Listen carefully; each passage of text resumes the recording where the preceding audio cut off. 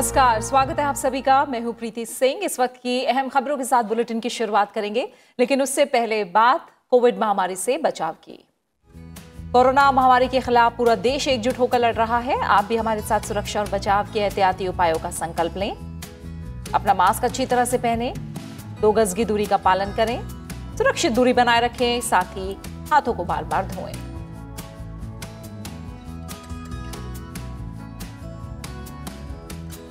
और अब शुरुआत करते हैं मुख्य समाचारों के साथ।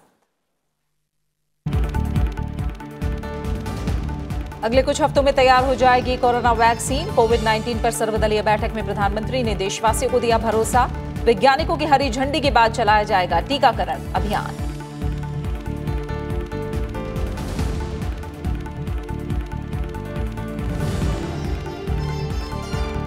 प्रधानमंत्री नरेंद्र मोदी अब से कुछ देर बाद पैन आईआईटी 2020 वैश्विक शिखर सम्मेलन को करेंगे संबोधित। सम्मेलन में वैश्विक अर्थव्यवस्था, प्रौद्योगिकी, नवाचार, स्वास्थ्य और सार्वभौमिक शिक्षा जैसे मुद्दों पर रहेगा फोकस।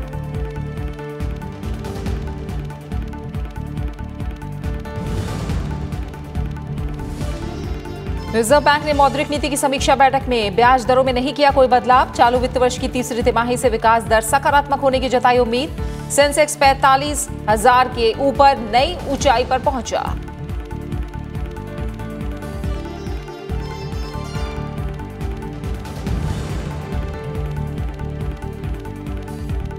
जम्मू कश्मीर में डीडीसी चुनाव के तीसरे चरण का मतदान संपन्न। 50.53% हुई वोटिंग।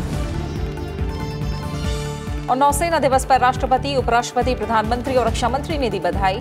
प्रधानमंत्री ने कहा, तटीय सीमाओं की रक्षा के साथ साथ मानवीय सहायता के लिए भी तत्पर रहती है नौसेना।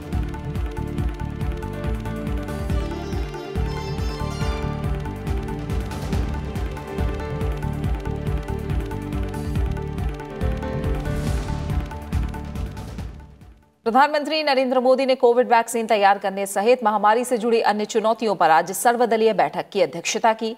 उन्होंने कहा कि देश के वैज्ञानिकों को पूरा भरोसा है कि अगले कुछ हफ्तों में कोरोना महामारी के लिए टीके का विकास हो जाएगा। प्रधानमंत्री ने लोगों से आग्रह किया कि वो कोरोना के खिलाफ अभियान में जन भागीदारी को जारी रखें। प्रधानमंत्री नरेंद्र मोदी ने कहा है कि कोरोना वैक्सीन के लिए लोगों को अब बहुत ज्यादा इंतजार नहीं करना पड़ेगा। उन्होंने कहा कि अगले कुछ हफ्तों में कोरोना की वैक्सीन तैयार हो जाएगी और जैसे ही वैज्ञानिकों की हरी झंडी मिलेगी, भारत में टीकाकरण अभियान शुरू किया जाएगा। दुनिया की नजर कम कीमत वाली सबसे सुरक्षित वैक्सीन पर है और इस वजह से स्वाभाविक है पूरी दुनिया की नजर भारत पर भी है। अहमदाबाद, पुणे और हैदराबाद जाकर मैंने ये भी देखा है कि वैक्सीन मैन्युफैक्चरिंग को लेकर देश की तैयारियां कैसी हैं। हमारे भारतीय manufacturers, ICMR, department of biotechnology और ग्लोबल इंडस्ट्री के अन्य दिग्गजों के बहुत ही संपर्क में रह करके तालमेल के साथ काम कर रहे हैं। आप एक तरह से मानकर चलिए कि सभी कमर कस के तैयार बैठे हैं। प्रधानमंत्री वीडियो कॉन्फ्रेंस के जरिए कोविड-19 पर सर्वदलीय बैठक को संबोधित कर रहे थे। उन्होंने कहा कि करीब 8 ऐसी संभावित वैक्सीन हैं जो ट्रायल के अलग अलग चरण में हैं और जिनका उत्पादन भारत में ही होना है। प्रधानमंत्री ने ये भी कहा कि भारत की अपनी 3 वैक्सीन का ट्रायल भी अलग अलग चरणों में है। टीकाकरण के पहले चरण में किसे वैक्सीन लगेगी, इसे लेकर भी केंद्र सरकार राज्य सरकारों से मिले सुझावों के आधार पर काम कर रही है। इसमें प्राथमिकता कोरोना के मरीजों के इलाज में जुटे health care workers, frontline workers और जो पहले से गंभीर बीमारियों से जूझ रहे हैं वैसे बुजुर्ग लोगों को दी जाएगी। प्रकल्प भी चल रहे हैं। प्रधानमंत्री ने कहा कि केंद्र और राज्य सरकारों की टीमें वैक्सीन के वितरण के लिए निकट सहयोग के साथ काम कर रही हैं और वैक्सीन से जुड़े अभियान का दायित्व नेशनल एक्सपर्ट ग्रुप को दिया गया है। इसमें टेक्निकल एक्सपर्ट्स, संबंधित मंत्रालयों और विभागों के अधिकारी और प्रत्येक जोन के हिसाब से राज्य सरकारों के प्रतिनिधि शामिल हैं। प्रधानमंत्री ने कहा कि वैक्सीन की कीमत कितनी होगी, केंद्र सरकार इस बारे में राज्य सरकारों के साथ बात कर रही है। उन्होंने कहा कि फरवरी मार्च की आशंकाओं भरे, डर भरे माहौल से लेकर आज दिसंबर के विश्वास और उम्मीदों भरे वातावरण के बीच भारत ने बहुत लंबी यात्रा तय की है और अब जब हम वैक्सीन के मुहाने पर खड़े हैं तो वही जन भागीदारी, वही साइंटिफिक अप्रोच, वही सहयोग आगे भी बहुत जरूरी है। आप सभी जानते हैं कि जब भी इतना व्यापक टीकाकरण अभियान चलता है तो अनेक प्रकार की अफवाहें भी समाज में फैलाई जाती हैं। ये अफवाहें जनहित और राष्ट्रहित दोनों के विरुद्ध होती हैं। इसलिए हम सभी दलों का ये दायित्व है कि देश के नागरिकों को ज्यादा से ज्यादा जागरूक करें, उन्हें किसी भी अफवाह में बचाएं। इसके साथ ही हम जानते हैं दुनिया में जिस प्रकार से कर्व बदल रहा है और चित्र कहां से कहां जाएगा कोई कह नहीं सकता है, और ऐसे में हमारे जो प्रूवन रास्ते हैं, प्रूवन हथियार है, उसको हमने कभी भी छोड़ना नहीं है। और इसलिए 2 गज की दूरी और मास्क के प्रति भी हम लोगों को लगातार सतर्क करते रहना है। प्रधानमंत्री ने कहा कि एक राष्ट्र के रूप में भारत ने जो फैसले लिए, जिस प्रकार तेजी से वैज्ञानिक तरीकों को अपनाया, उसका परिणाम आज दिख रहा है। उन्होंने कहा कि भारत ने जिस तरह कोरोना के खिलाफ लड़ाई को लड़ा है, वो प्रत्येक देशवासी की अदम्य इच्छा शक्ति को दिखाता है। करीब 3 घंटे चली सर्वदलीय बैठक में राज्यसभा और लोकसभा में विभिन्न पार्टियों के सदन के नेताओं ने हिस्सा लिया। बैठक में केंद्रीय मंत्री अमित शाह, राजनाथ सिंह और डॉक्टर हर्षवर्धन भी मौजूद रहे। Bureau report, Rajya Sabha TV. मैं आज आप सभी का बहुत बहुत आभार व्यक्त करता हूं। आपने समय निकाला, बहुत बहुत धन्यवाद। कोरोना संक्रमण के दैनिक मामलों की तुलना में अधिक दैनिक रिकवरी के ट्रेंड की वजह से देश में सक्रिय मामलों की संख्या में लगातार गिरावट आ रही है और ये 4,16,000 के पास जा पहुंचा है। भारत में प्रति मिलियन जनसंख्या पर सबसे कम मामले सामने आए हैं, जो पश्चिमी गोलार्ध के कई अन्य देशों की तुलना में बहुत कम है। देश में कोरोना संक्रमण की पुष्टि वाले रोगियों की दैनिक संख्या पिछले 27 दिनों से लगातार 50,000 से नीचे चल रही है। पिछले 24 घंटे में करीब 36,500 नए मामलों की पुष्टि हुई, जबकि करीब 43,000 रोगी इलाज के बाद स्वस्थ हुए हैं। इसके साथ ही अब तक 90 लाख से अधिक लोग ठीक हो चुके हैं।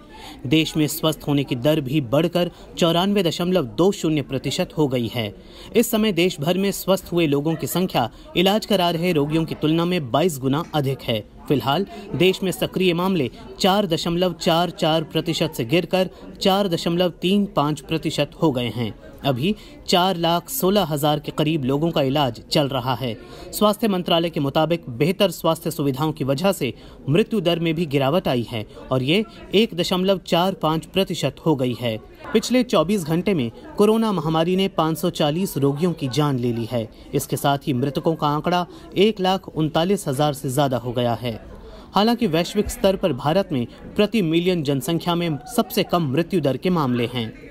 ICMR के मुताबिक गुरुवार को 11,70,000 से अधिक कोविड नमूनों की जांच के साथ अब तक 14,47,28,000 नमूनों की जांच हो चुकी है।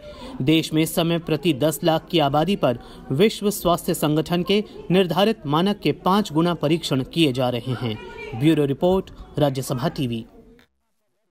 प्रधानमंत्री नरेंद्र मोदी अब से कुछ देर बाद IIT 2020 वैश्विक शिखर सम्मेलन को संबोधित करेंगे।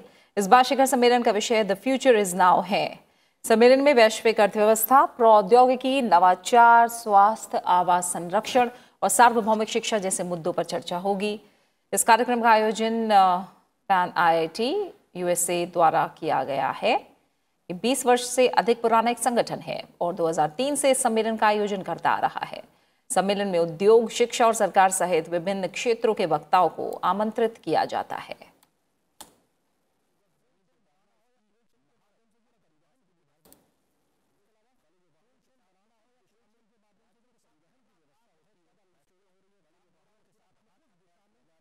केंद्र शासित प्रदेश जम्मू कश्मीर में जिला विकास परिषद DDC के तीसरे चरण के लिए मतदान संपन्न हो गया।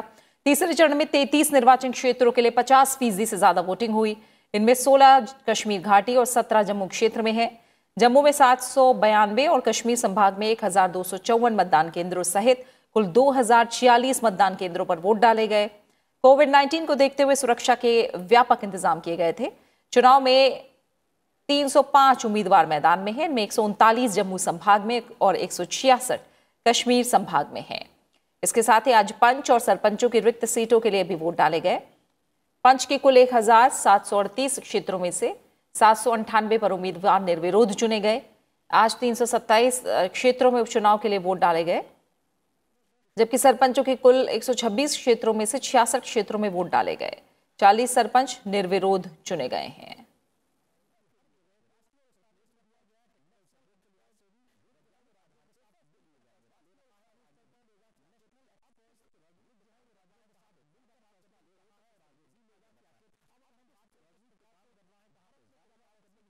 ग्रेटर हैदराबाद नगर निगम के चुनाव की मतगणना जारी है। चुनाव में टीआरएस सबसे बड़ी पार्टी बनकर उभरी है। टीआरएस ने अब तक 47 सीटों पर जीत हासिल की है। वहीं बीजेपी के खाते में अब तक 32 सीटें आई हैं। मजलिस से इत्तेहादुल मुसलमीन ने 38 सीटों पर जीत हासिल की है। ग्रेटर हैदराबाद नगर निगम के लिए पिछले मंगलवार को हुए चुनाव में 34 लाख से अधिक मतदाताओं ने अपने मताधिकार का प्रयोग किया था।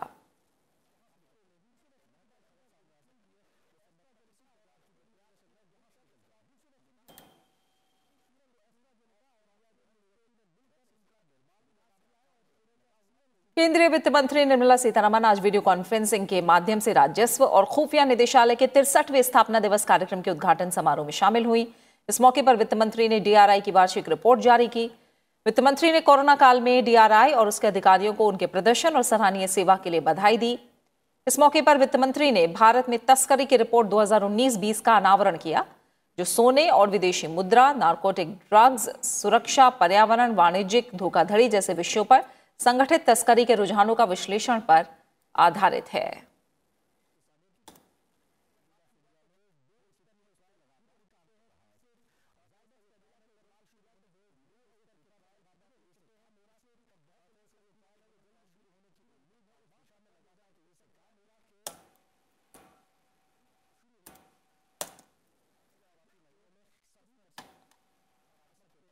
भारतीय रिजर्व बैंक ने आज मौद्रिक नीति का ऐलान किया। केंद्रीय बैंक ने प्रमुख दरों में किसी भी तरह का बदलाव नहीं किया है। बैंक के मुताबिक भारतीय अर्थव्यवस्था में सुधार के पुख्ता संकेत देखने को मिल रहे हैं और आने वाली तिमाहियों में आर्थिक विकास की दर पॉजिटिव टेरिटरी में आ जाएगी। हालांकि महंगाई को लेकर केंद्रीय बैंक ने सजग रहने की जरूरत पर जोर दिया है। भारतीय रिजर्व बैंक के गवर्नर शक्तिकांत दास जब शुक्रवार की सुबह नेशनल मीडिया से रूबरू हुए तो उनके पास कहने को काफी कुछ था जो उम्मीदें बढ़ाने वाला था। जैसे पैसेंजर व्हीकल और मोटर व्हीकल की खरीद में बढ़ोतरी दहाई अंकों में हुई है। रेलवे से ढुलाई भी काफी अच्छी हुई है। कृषि क्षेत्र में भी काफी बेहतर उम्मीदें की जा रही हैं। इस वित्त वर्ष में पहली बार नॉन फूड क्रेडिट में वृद्धि पॉजिटिव टेरिटरी में आई है। कॉर्पोरेट बॉन्ड्स भी अच्छा कर रहे हैं और भारत का विदेशी मुद्रा भंडार भी पिछले साल अक्टूबर के $554 बिलियन से बढ़कर इस साल नवंबर में $574.8 बिलियन हो गया है। लेकिन इन सब के बीच महंगाई चिंता का कारण बनी हुई है, जो कि अक्टूबर में 7.6% पर आ गई थी। The outlook for inflation has turned adverse relative to expectations in the last 2 months. While cereal prices may continue to soften with the bumper Kharif harvest arrivals and vegetable prices may ease with the winter crop, other food prices are likely to persist at elevated levels. Cost push pressures continue to impinge on core inflation, which could remain sticky. RBI के मुताबिक अर्थव्यवस्था में सुधार के संकेत दिखाई देने लगे हैं। शहरी इलाकों में मांग बढ़ रही है और ग्रामीण इलाकों में भी मांग बढ़ने के पूरे आसार हैं। कोविड से रिकवरी रेट 94% है और वैक्सीन को लेकर भी लोग आशावान हैं। इस वजह से बाजार में विश्वास लौटा है। सरकार की तरफ से दी गई आर्थिक सहायता और प्रोत्साहन ने भी विश्वास को और पुख्ता किया है। वैक्सीन की आने की उम्मीद से निर्यात के भी सुधरने के आसार हैं। हालांकि आरबीआई ने कहा कि निजी निवेश ने अभी पहले जैसी रफ्तार नहीं पकड़ी है और जिन उद्योगों में सोशल डिस्टेंसिंग मायने रखती है, उन्हें पटरी पर आने में वक्त लग सकता है। Taking these factors into considerations, the real GDP growth for 2021 is projected at minus 7.5, and the breakup would be as follows. The first 2 quarters are already known, and for Q3 we are projecting plus 0.1%, and for Q4 we are projecting plus 0.7% in, as I said, in the Q4. So, in other words, the H2 is expected to show positive growth. And the projection for the H1 of next year, that is 2021, is projected at 21.9% to 6.5%. Reserve bank का कहना है कि सर्दियों के मौसम में महंगाई की दर में कुछ कमी आ सकती है, लेकिन इसे नीचे रखने के लिए मजबूत आपूर्ति श्रृंखला को बनाए रखना जरूरी होगा। साथ ही केंद्रीय बैंक का सुझाव है कि अर्थव्यवस्था में दिखाई दे रहे सकारात्मक बदलावों को जारी रखने और बढ़ावा देने के लिए समय समय पर नीतियों में जरूरी सुधार और बदलाव किया जाना जरूरी है। कृति मिश्रा के साथ ब्यूरो रिपोर्ट, राज्यसभा टीवी।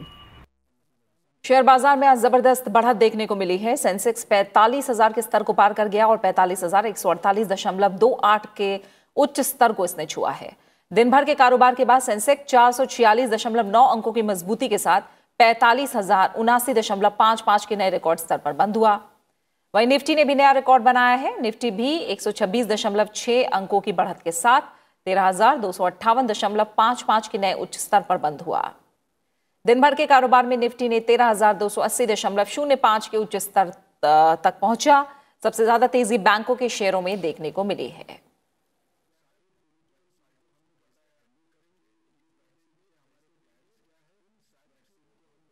सरकार और किसान संगठनों के प्रतिनिधियों के बीच अगले दौर की वार्ता कल होगी। इससे पहले गुरुवार को सरकार और किसानों के बीच वार्ता में 40 किसान संघों के प्रतिनिधियों ने दिल्ली में कृषि मंत्री नरेंद्र सिंह तोमर, वाणिज्य मंत्री पीयूष गोयल और वाणिज्य राज्य मंत्री सोम प्रकाश के साथ वार्ता में भाग लिया।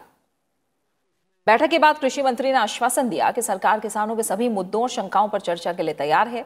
उन्होंने कहा कि बैठक बहुत ही सकारात्मक माहौल में हुई। कृषि मंत्री ने कहा कि सरकार किसानों के हितों के प्रति पूरी तरह प्रतिबद्ध है। इस बात पर भी सरकार विचार करेगी कि एपीएमसी सशक्त हो और एपीएमसी का उपयोग और बढ़े।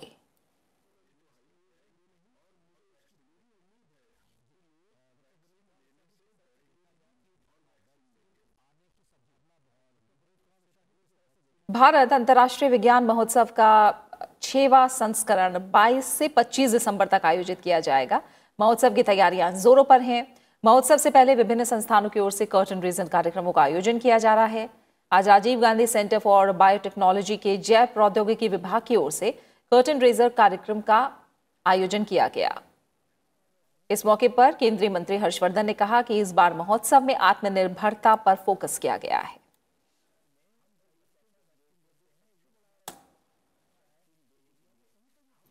The aim is to engage the public with science and celebrate the joy of science and show the ways how science, technology, engineering and mathematics, to call it all together as STEM, provide us with the solutions to improve our lives.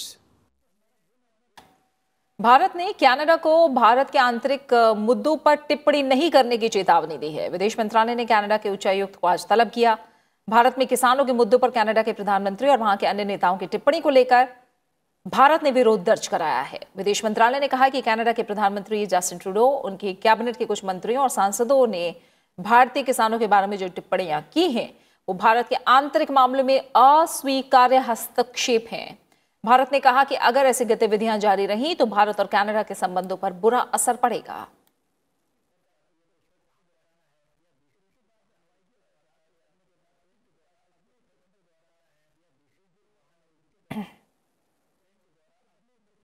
आज नौसेना दिवस है। यह दिन 1971 में पाकिस्तान के साथ युद्ध के दौरान नौसेना की भूमिका के सम्मान में मनाया जाता है। नौसेना दिवस के मौके पर नौसेना प्रमुख एडमिरल करमबीर सिंह, थल सेना प्रमुख जनरल एमएन नरवणे, वायुसेना प्रमुख air chief marshal RKS Bhadauria India Gate स्थित समर स्मारक पहुंचे। समर स्मारक पर तीनों सेना प्रमुखों ने देश के लिए बलिदान देने वाले जाबाज जवानों को श्रद्धांजलि दी। इससे पहले नौसेना प्रमुख एडमिरल करमबीर सिंह एक वीडियो संदेश में 1971 के युद्ध में हिस्सा लेने वाले जाबाजों के योगदान को भी याद किया।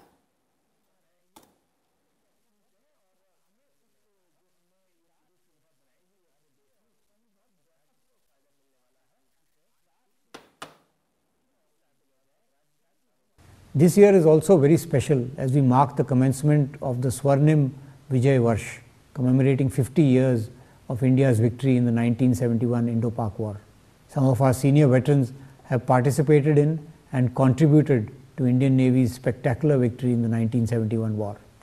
We remember you this day and are grateful for your service to the nation.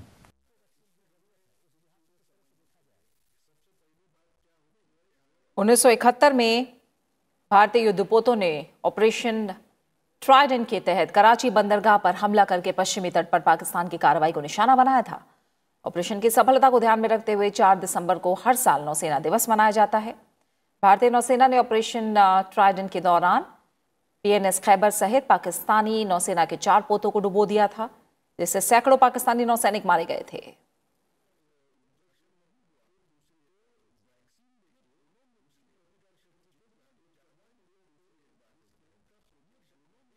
नौसेना दिवस के मौके पर राष्ट्रपति, उपराष्ट्रपति और प्रधानमंत्री ने नौसेना कर्मियों को शुभकामनाएं दी हैं।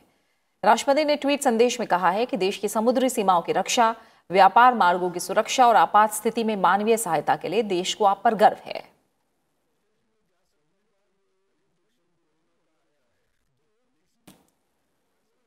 उपराष्ट्रपति एम वेंकैया नायडू ने नौसेना दिवस के मौके पर कहा है कि कृतज्ञ देश राष्ट्र की सुरक्षा और सेवा में आपके अदम्य साहस और समर्पण पर सदैव विश्वास करता है, आप पर गर्व करता है।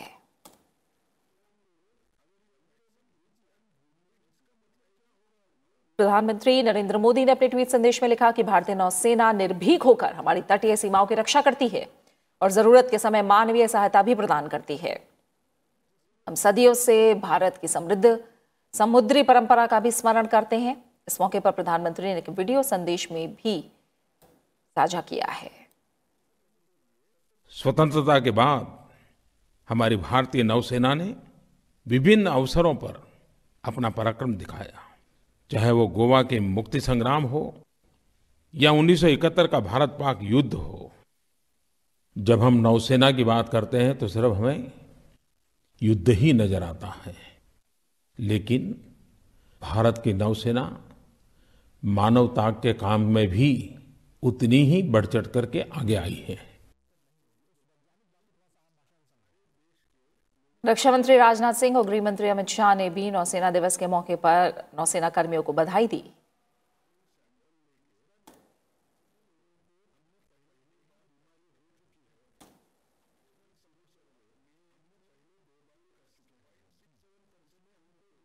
भारत के पूर्व राष्ट्रपति रामास्वामी वेंकटरमन की जयंती के मौके पर आज देश भर में उन्हें याद किया गया।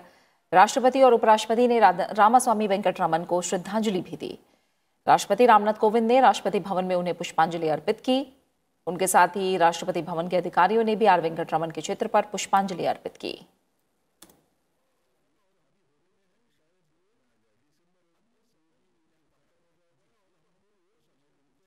उपराष्ट्रपति एम वेंकैया नायडू ने ट्वीट संदेश में कहा है कि अपने यशस्वी सार्वजनिक जीवन में विभिन्न भूमिकाओं में पूर्व राष्ट्रपति रामास्वामी वेंकटरमन की राष्ट्र सेवा को सदैव याद किया जाएगा। भारत के 8वें राष्ट्रपति आर वेंकटरमन का जन्म 1910 में आज ही के दिन तमिलनाडु में तंजौर के नजदीक पट्टुकोट्टई में हुआ था। भारतीय विधिवेत्ता और स्वतंत्रता सेनानी रहे वेंकटरमन ने भारत छोड़ो आंदोलन में सक्रिय भूमिका निभाई थी। राष्ट्रपति बनने से पहले वेंकटरमन करीब 4 साल तक भारत के उपराष्ट्रपति भी रहे। अगस्त 1984 में उन्हें भारत का उपराष्ट्रपति चुना गया और 25 जुलाई 1987 को वो भारत के 8वें राष्ट्रपति चुने गए।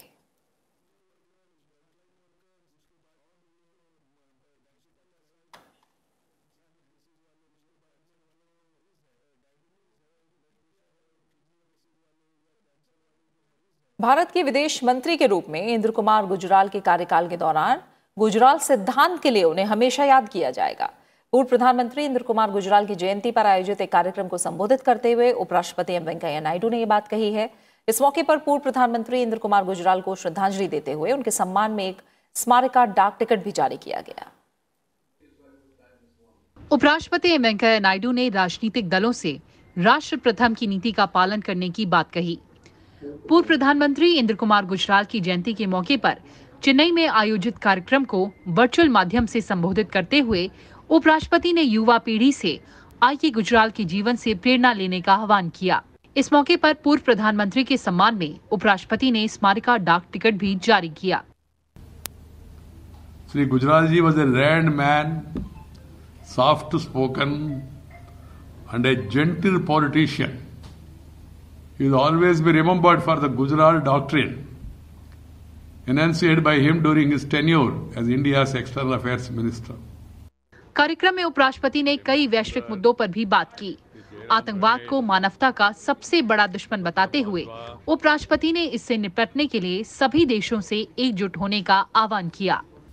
Unless totally wiped out, the menace of terrorism will negate all the efforts to create a prosperous and flourishing future for all in South Asia. This has to be kept in mind by all the people, the region, and also for that matter, the entire world community. I feel the time has come for the United Nations to play a more proactive role and step up its efforts in isolating nations sponsoring terrorist activities and in imposing sanctions against them. उपराष्ट्रपति ने कहा कि दक्षिण एशियाई क्षेत्र के विकास और सहयोग के लिए काफी क्षमता और संभावनाएं हैं। सभी देशों को इस अवसर का लाभ लेना चाहिए। Today, South Asia is home to almost a quarter of the world population. The potential and scope for cooperation and development of the region is huge, and all countries in the region must seize the opportunity to build a better and brighter future for the people by eliminating barriers like poverty, illiteracy, corruption, providing quality education and healthcare, ending gender discrimination, and according priority to enhancing the overall quality of life. उपराष्ट्रपति ने नेतृत्व की भूमिकाओं में महिलाओं की अधिक से अधिक भागीदारी की आवश्यकता पर भी जोर दिया। उन्होंने मद्रास उच्च न्यायालय में महिला न्यायाधीशों की संख्या 13 होने पर खुशी जाहिर की। साथ ही उन्होंने कोरोना महामारी के प्रति सावधानी बरतने, सभी एहतियाती उपायों का पालन करने पर भी जोर दिया। Bureau report, Rajya Sabha TV. केंद्र शासित लक्षद्वीप के उपराज्यपाल दिनेश्वर शर्मा का आज निधन हो गया। 1976 बैच के केरल कैडर के आईपीएस अधिकारी दिनेश्वर शर्मा लक्षद्वीप के 34वें प्रशासक के रूप में कार्यरत थे। वो 66 वर्ष के थे और पिछले कई दिनों से दिल्ली एम्स में भर्ती थे। राष्ट्रपति, उपराष्ट्रपति, प्रधानमंत्री और गृहमंत्री ने दिनेश्वर शर्मा के निधन पर शोक जताया है। राष्ट्रपति रामनाथ कोविंद ने ट्वीट संदेश में कहा है कि एक उत्कृष्ट पुलिस अधिकारी रहे दिनेश्वर शर्मा की आंतरिक सुरक्षा में विशेषज्ञता उल्लेखनीय थी।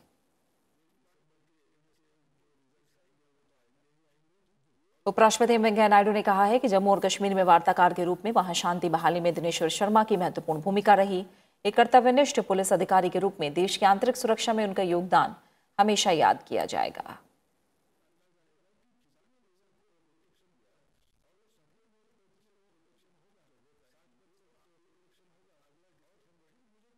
प्रधानमंत्री ने कहा कि लक्षद्वीप के प्रशासक दिनेश्वर शर्मा ने लंबे समय तक भारत के पुलिस और सुरक्षा तंत्र में महत्वपूर्ण योगदान दिया। उन्होंने अपने पुलिसिंग करियर के दौरान कई संवेदनशील आतंकी हमलों और विद्रोही गतिविधियों से निपटने के दायित्व का निर्वहन किया।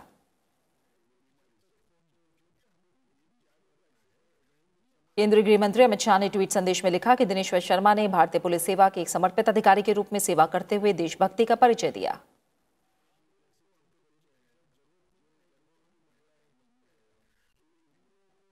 और इसी के साथ फिलहाल इस बुलेटिन में इतना ही, लेकिन जाते जाते एक बार फिर आपसे अपील।